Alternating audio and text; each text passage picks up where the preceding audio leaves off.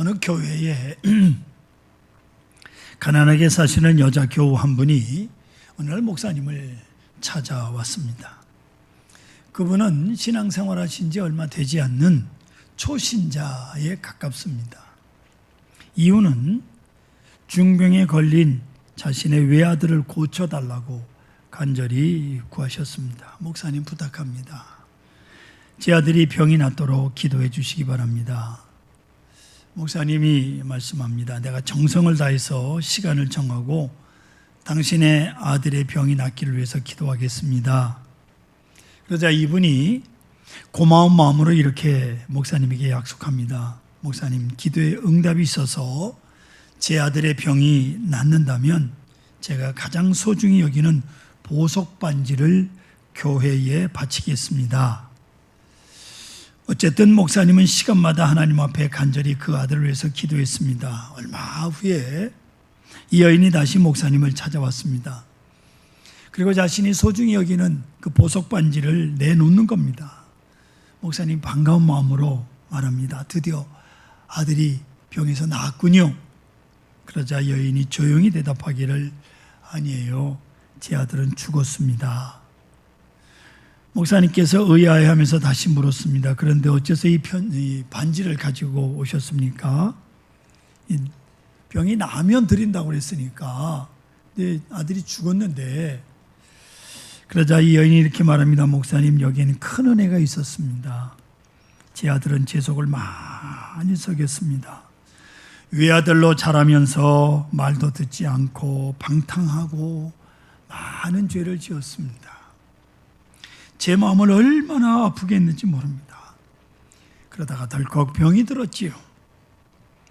저는 그저 아들의 병 낫기를 위해서 기도했었지요. 그런데 이 아들이 병들면서 예수를 믿었습니다.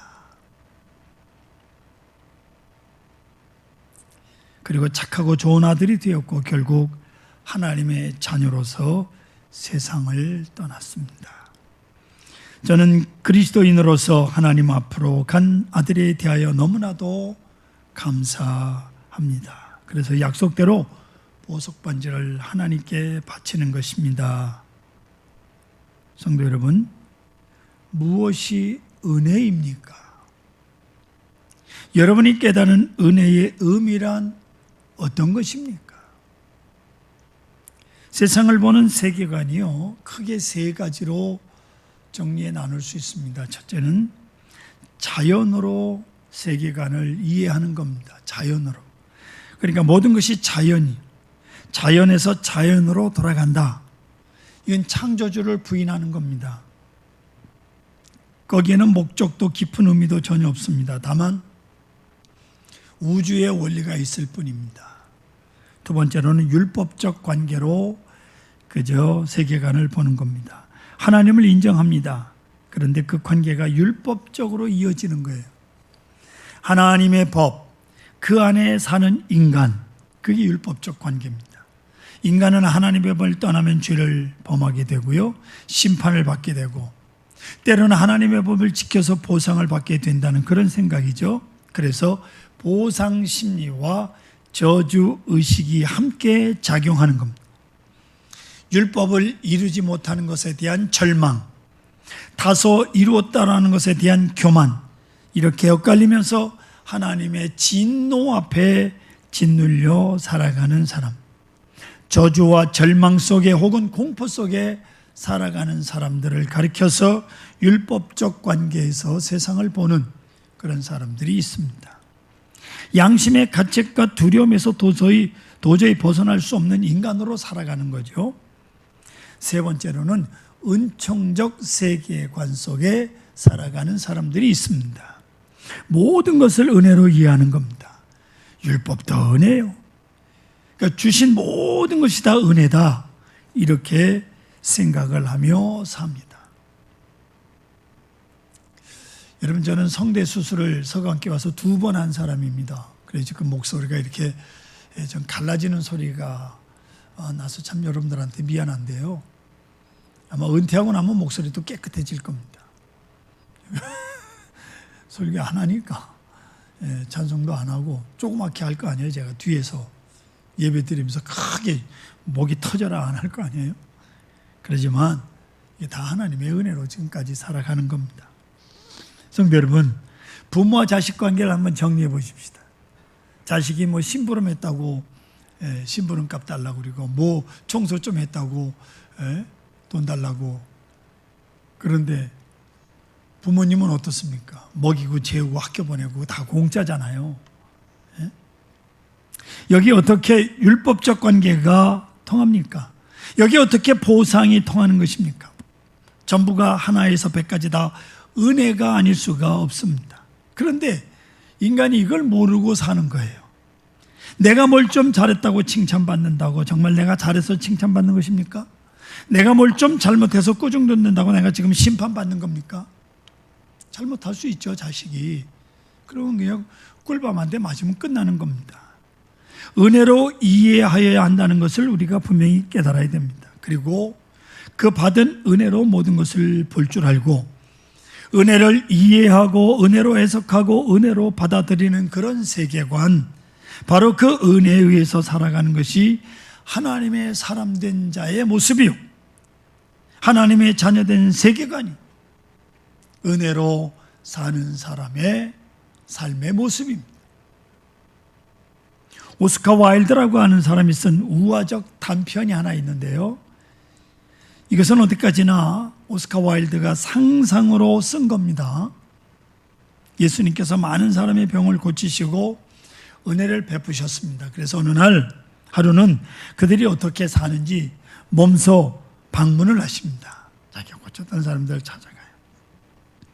어떤 곳에 갔더니 말도 못하게 늘어진 주정뱅이 한 사람이 쓰러져 있습니다. 예수님이 그에게 물었어요. 자네는 어쩌다가 이렇게 주정뱅이가 되었느냐? 그러자 그 주정뱅이가 이렇게 대답을 합니다. 나는 원래 다리를 못 쓰는 장애인이었습니다.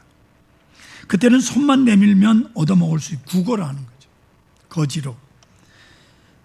모든 것이 정말 편했대요. 그때는 얻어먹는 게. 그런데 이제 두 발이 성하고 보니까 아무도 안 도와준다는 거예요. 스스로 벌어먹고 살자니 너무 힘들어. 일을 안 하다가 하려니까 얼마나 힘들겠어요. 뭐 그렇게 살다 보니까 이제 주정뱅이가 됐다는 거예요. 일은 하기 싫고 여기저기 다니면서 술 한잔 얻어먹고 주정뱅이가 되는 거예요. 또 한 곳을 가봤더니 아주 추하게 몸을 파는 여자가 있었습니다. 그래서 쳐다보니까 어디서 꼭 본 것 같아요. 예수님이 그녀에게 물었습니다. 너는 어떻게 이렇게 비참해졌느냐? 그랬더니 그녀가 말하기를 나는 본래 창녀였습니다. 그런데 예수님을 따르게 되었고 예수님의 사랑을 받고 그리고 새 사람이 되었지요. 거기까지는 괜찮아요. 하지만 막상 새 사람이 되어서 깨끗하게 살아보니 너무나도 따분하다는, 재미도 없고 행복도 없고 영 진저리가 나서 이 꼴이 됐지 뭐예요. 이렇게 말합니다.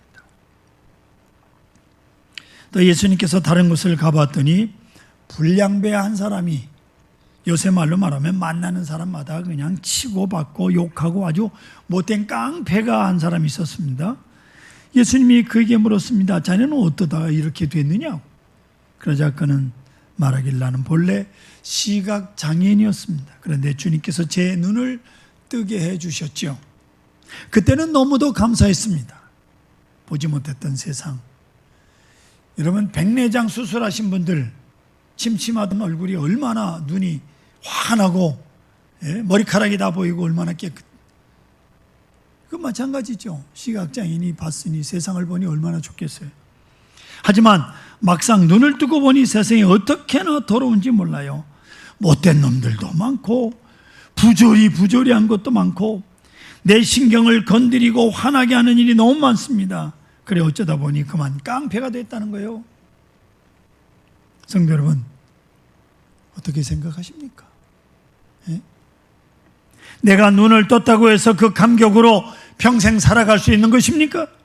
내가 걷지 못했던 장애인이었는데 이제는 걷게 됐다고 해서 이 감격 하나로 한평생 은혜로 살 수 있다고 생각하십니까? 저는 여러분들이 받은 은혜, 그것이 무엇인지 모릅니다. 각자 받은, 하나님께 받은 은혜가 있겠죠. 그러나 그것에 의해서 모든 것을 은혜로 해석하고 모든 것을 아름답게 보면서 살 수 있겠느냐, 그 말씀이에요. 그 은혜로 살아가십니까 지금? 중세 종교개혁자 마틴 루터에 얽힌 유명한 일화가 있습니다. 청년 루터가 어느 날 깊은 고민 속에 빠졌습니다. 나는 왜 살아야 하나? 왜 살아야 되나? 나는 왜 그리스도인이 되어야 하나? 나는 얼마나 의미 있는 삶을 살고 있는가? 이런 실존적 고민을 깊이 하고 있었는데 바로 그때 마틴 루터 귀에 들려오는 한 음성이 있었습니다. 야야, 너는 어려서부터 세례를 받았다. 그런 음성이었습니다. 그 생각해 보니까 정말 자신은 태어나자마자 유아 세례를 받았습니다. 자기는 처음서부터 그리스도인으로 사는 거예요, 평생을. 그럼 무슨 내가 그리스도인이 될 거냐 말 거냐 그거 고민할 거 없잖아요. 이미 세례받은 그리스도인인데 이제 내가 그리스도인이 되느냐 안 되느냐 그게 문제가 아니에요. 처음부터 그리스도인으로 사는 거예요. 그리스도인으로 태어난 거예요. 이제 내가 삶의 의미가 있느냐 없느냐가 아닙니다. 벌써 나는 그리스도인으로 살아온 거예요. 이렇던 루터는 자기가 그리스도 안에 있는 존재라는 것을 알게 되고 다시는 그 같은 어리석은 질문을 하지 않았다고 합니다. 여러분 고민하지 마십시오. 여러분 이미 그리스도인으로 살고 있는 거예요. 아멘. 이 종교개혁자 루터가 세상을 떠나게 될 때 마지막으로 숨을 몰아쉬면서 이렇게 부르짖었습니다. 마지막 유언이 뭔지 아십니까? 나는 거지다. 이것이 진리다. 이렇게 간단한 말로 생을 마감했다는 거예요. 아주 유명한 말입니다, 여러분. 무슨 거지입니까? 나는 가난합니다. 나는 공로도 없습니다. 나는 아무런 의도 없습니다. 이렇게 아무것도 없는 거지라 그 말이죠. 종교 개혁을 일으켰는데 아무것도 이런 게 없다는 거예요. 거지라는 거예요. 성도 여러분, 나는 거지다라고 한번 선언해 보시겠습니까? 나는 오직 은혜로 살았습니다. 하나님의 은혜로 살고 많은 사람들의 신세를 지고 지금까지 사는 거예요. 여러분, 이 옷 하나도 내가 돈 주고 사긴 했지만 내가 산 건 아니구나. 누가 사줬죠. 이거 만드는 사람의 수고가 있잖아요. 그래서 입고 있는 거라고요. 예? 여러분들이 입고 있는 옷 여러분들이 만들어 입었어요? 내가 남에게 베푼 것은 아무것도 없습니다. 그저 얻어먹고 지금까지 살아온. 자, 여러분 딱 한마디 선언해 봅시다. 나는 거지다. 따라하십시다. 나는 거지다. 이렇게 진정으로 여러분들이 선언하면 세상이 달라집니다. 잘난 척하지 맙시다. 까불 것도 없어요. 도대체 무엇이 됐느냐 안 됐느냐 왜 그렇게 말이 복잡합니까? 나는 거지다. 오직 하나님의 은혜를 구하며 그렇게 한평생을 살았노라 할 뿐입니다. 그러기에 우리는 은혜를 구하며 삽시다. 오늘도 많은 은혜를 구하면서 그저 주님 나를 불쌍히 여겨 주시옵소서, 내게 자비를 베풀어 주시옵소서 하는 마음으로 살아가고 그 마음으로 일생을 끝낼 것입니다. 이 저희 고백입니다. 오늘 본문의 사도 요한은 예수 그리스도의 제자로 3년 동안 예수님의 공생애에 동참했던 사람이죠. 그리고 주님께서 십자가에 돌아가실 때 십자가 밑에서 십자가에 돌아가시는 주님을 바라보는 산 증인이었습니다. 부활하신 예수님을 만나고 그로부터 사명을 받았습니다. 그리고 주님을 증거하며 한평생 살았습니다. 그리고 이윽고 그가 생애를 마감할 때 그는 이렇게 말씀합니다. 그리스도를 하나님으로, 하나님의 말씀으로 본 것입니다. 그리스도를. 그래서 14절에 뭐라고 고백합니까? 말씀이 육신이 되어 우리 가운데 거하심에 그 그리스도가 말씀이요, 그 그리스도가 하나님이었다. 이렇게 고백하는 거예요. 나를 위하여 말씀하신 주님이 육신이 되어 즉 사람이 되셨다. 그리고 우리를 만나서 우리 가운데 오셔서 우리와 함께 하심으로 내가 주님을 만나게 됐다. 만나서 경험하고 만나서 대화하고 만나서 하나님을 느끼게 되었다. 그래서 오늘 깨달은 바가 뭐냐? 은혜와 진리가 충만하더라. 아멘. 은혜는 종교적입니다. 진리는 철학적 요구일시다. 인생이 가지는 근본적 욕구가 다 그리스도로서 충족이 된 거예요. 은혜와 진리, 종교적인 것, 철학적인 요구가 한꺼번에 해결이 된 겁니다. 그리고 아버지의 독생자의 영광이라고 고백을 하게 됩니다. 보세요, 이제는 사도 요한에게 더 바랄 것이 없습니다. 그저 은혜를 위해서 산 것이 아닙니다. 은혜 안에 산 것.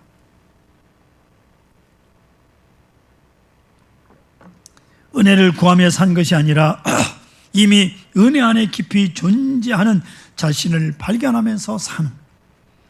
그러니 아무런 다른 소원이 없어요. 16절 보십시오. 뭐라고 고백하나? 우리가 다 그의 충만한 데서 받으니 은혜 위에 은혜로라. 이렇게 고백합니다. 여러분, 충만이라고 하는 단어는 무슨 뜻이냐?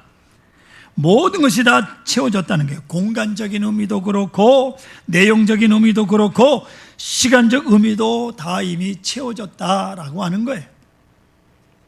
앞으로 채워질 것이 아닙니다. 이미 채워져 있는 거예요.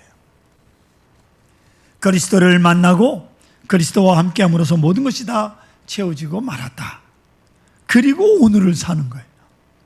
그 안에서 받아들여야 한다는 겁니다. 신학자 폴 틸리는 이렇게 말합니다. 하나님께서 나를 받아주셨다는 것을, 그 사실을 받아들이십시오. 그것이 믿음입니다. 아멘. 하나님께서 나를 용서하셨다는 것을 믿고 내가 나를 용서하는 거예요. 예? 내가 뭐가 잘나서 나를 용서합니까? 그런데 이 못난 죄인을 누가 용서하셨느냐? 하나님이 용서하신 거예요. 하나님이 용서하신 것을 내가 왜 용서 못합니까? 예? 때로 어떤 분들은요, 자기를 아주 학대하는 사람이 있어요. 그래서 그저 자기를 가리켜서 죽일 놈, 이 죽일 놈 자꾸 그럽니다. 여러분들은 죽일 놈이 아니라 샬롬이에요. 샬롬. 예? 샬롬이 뭐예요? 살롬이야. 다 살롬들이라고. 여러분, 죽일 놈 벌써 죽었어요. 이미 나는 죽었다고요. 살아야 될 사람이 지금 여기 앉아 있고 살아야 될 사람이 지금 살고 있는 거예요. 아멘.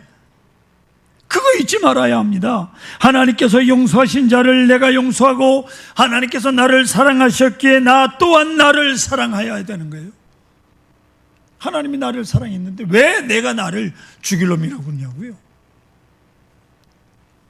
하나님께서 이 세상을 이처럼 사랑하셨기에 내가 오늘을 살아가는 거예요. 이것이 믿음입니다. 믿음이란 은혜를 은혜로 받는 거예요. 은혜를 은혜로 받을 줄 모르는 것을 우리는 배은망덕이라고 말합니다. 네? 거기 문제가 있는 거예요. 사랑할 줄을 모릅니다. 아니, 이전에 사랑받을 줄을 모르는 거예요. 이미 그 전에 내가 사랑받으니까 사랑받을 줄 몰라. 사랑받을 줄 모르기 때문에 사랑할 줄 모르는 거예요. 도대체 고마울 줄을 모릅니다. 그 구제불능이요. 깊이 생각해야 됩니다. 은혜 위에 은혜. 여러분, 우리는 은혜로 사는 사람들입니다. 아멘. 은혜로 사는 사람들. 제 동기 목사 한 분이 인천에서 목회를 하는데 간암이 뭐 여기저기 퍼져서 죽는다고 그랬는데 지금까지 살아있어요. 그가 늘 고백합니다. 자기는 은혜로 산대요. 난 그놈만 은혜로 사는 줄 알았더니 저도 여러 번 죽을 뻔했거든요. 저도 굉장하게 하나님의 은혜로, 은혜 가운데 사는 사람이다.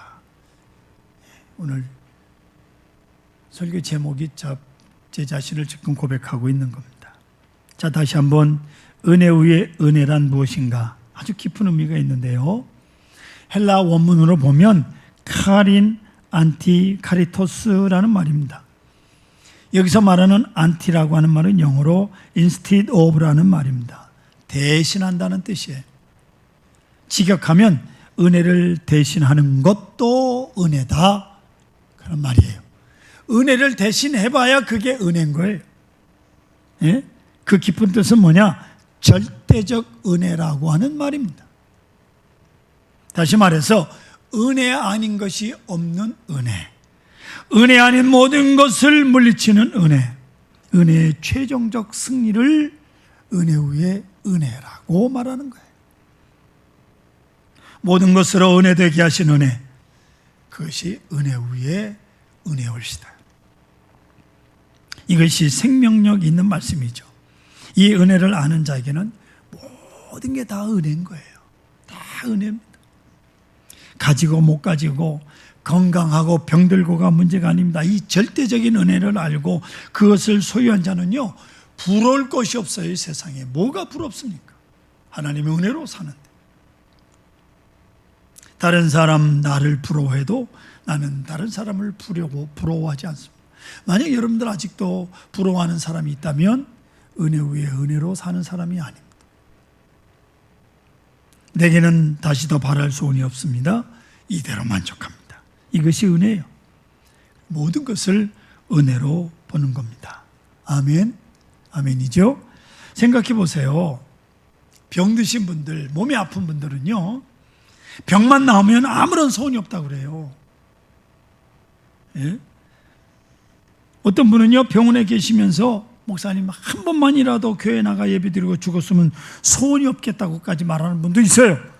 그런데 그 병에서 막상 나은 다음에 보니까 소원이 더 많아. 그때는 병 낫는 거가 유일한 소원인데, 그것은 은혜 위에 은혜가 아닙니다. 은혜 위에 은혜란, 한 번 은혜를 받았으면 이제 모든 것이 은혜로 보이는 거예요.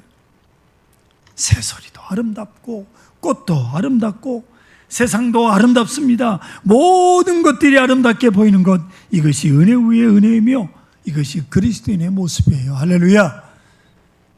예. 그렇습니다. 과거도 은혜요. 은혜로 보니까 내 앞에 있는 약속의 세계도 은혜요. 오늘 내가 사는 하루하루 한 사건 한 사건이 다 은혜인 겁니다. 그런 거로 오늘도 굿모닝입니다. 할렐루야. 좋은 아침이에요.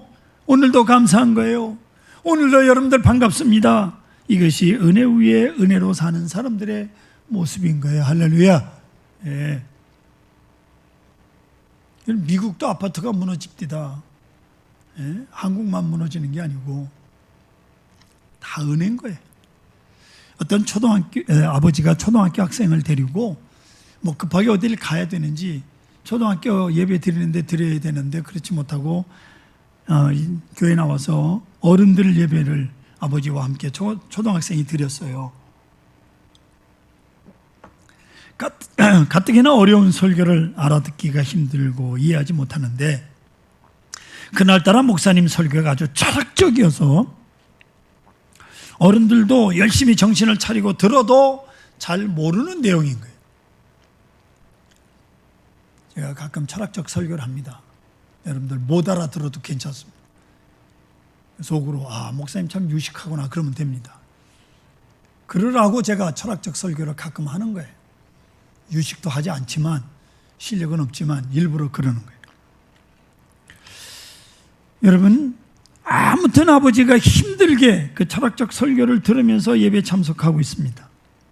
그런데 가만히 보니까 아들이 열심히 목사님 얼굴을 쳐다보는 거예요. 아주 또렷한 눈으로 그냥 다른 데 안 보고 오로지 목사님만 쳐다보는 거예요. 그래서 예배를 마치고 가는 길에 아버지가 아들에게 물었습니다. 야야, 너 오늘 설교 나도 참 알아듣기 힘든데 너는 목사님을 계속 뚫어지게 쳐다보더구나. 그래, 많이 알아들었냐? 목사님을 그냥 뚫어지게 쳐다봤어요. 예? 가끔 우리 교인들 보면 설교 시간에 핸드폰 하는 사람이 덜어 있어요. 그거 하지 말라고 그럴 수도 없고, 딴 생각하는 사람들인데. 그랬더니 아들이 말하기를 저는 하나도 한마디도 못 알아들었어요. 그러는 겁니다. 아버지가 그런데 넌 어떻게 이렇게 목사님을 뚫어지게 쳐다보느냐? 그랬더니 아들이 말하기를 저는 목사님 뒤에 있는 십자가를 바라봤습니다. 그렇게 대답하는 겁니다. 네. 우리 교회는 저하고 옆에 있어서 저기 강대상이 가운데 있었다면 제 뒤에 있는 십자가만, 저는 목사님을 쳐다본 게 아니라 목사님 뒤에 있는 십자가를 열심히 봤다. 아버지가 말하기를 너야말로 제대로 잘 믿는구나 그랬답니다. 여러분, 사랑하는 성도 여러분, 어떤 말을 어떻게 여러분 듣고 싶으십니까? 중요한 것은 주님의 십자가가 내 앞에 보여야 한다는 겁니다. 은혜로 사는 사람, 은혜 위에 은혜, 그 최고의 은혜가, 절대적 은혜가 내게 다시 한번 찾아와야 됩니다. 그 절대적인 은혜가 뭐냐? 십자가옵시다. 아멘. 그래서 내 생각을 완전히 뒤엎어 놔야 됩니다. 그것이 모든 것이 은혜입니다. 어느 순간이든 여러분 눈에는 십자가만 보여야 합니다.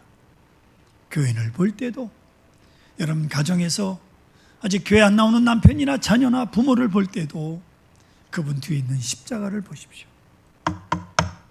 반드시 그를 구원해 주실 것입니다. 사도 바울의 고백입니다. 앞에 화면을 보십시오. 그러나 내가 나된 것은 하나님의 은혜로 된 것이니. 할렐루야. 내게 주신 그 은혜가 어때지 아니하여 내가 모든 사도보다 더 많이 수고하였으나 내가 한 것이 아니요 오직 나와 함께 하신 하나님의 은혜로다. 아멘. 나의 나됨은 오직 은혜인 것입니다. 은혜가 아닌 것이 아무것도 없습니다. 은혜로 사는 자에게는 모든 것이 은혜인 것입니다.